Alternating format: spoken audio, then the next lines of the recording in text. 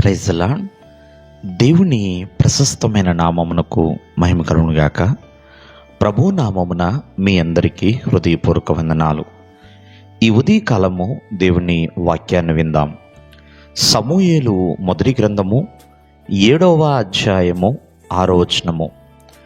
ఆ దినము ఉపవాసముండి యెహోవా దృష్టికి మేము పాపాత్ములమని ఒప్పుకొనిరి.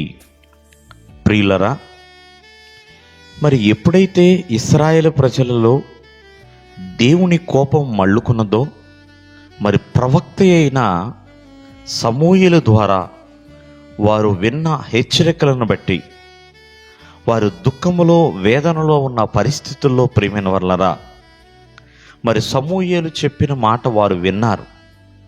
విని ఉపవాసం ఉండి ప్రార్థన చేశారండి. ఎందుకంటే వారి మీద శత్రువులు పొంచి ఉన్నారు, ఫిలిష్తీయులు పొంచి ఉన్నారు. కాబట్టి వారు ఎంతగానో దేవుణ్ణి ప్రార్థన చేస్తున్నారు, ఉపవాసం ఉండి కన్నీరు కారుస్తున్నారు.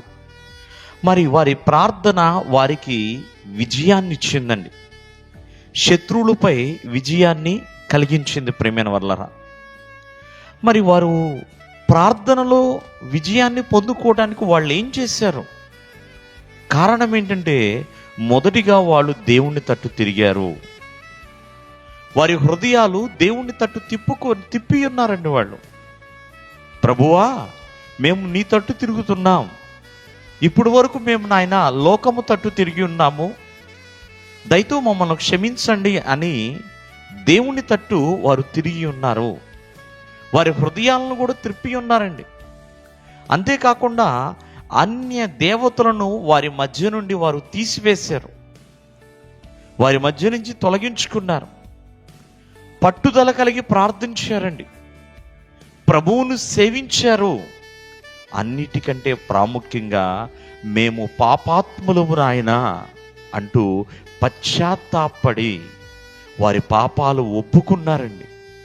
అందుకనే దేవుడు వారి మధ్యన గొప్ప కార్యము చేశాడు. వాడి శత్రువులని ప్రేమిన వల్ల తారుమారు చేసేసాడు.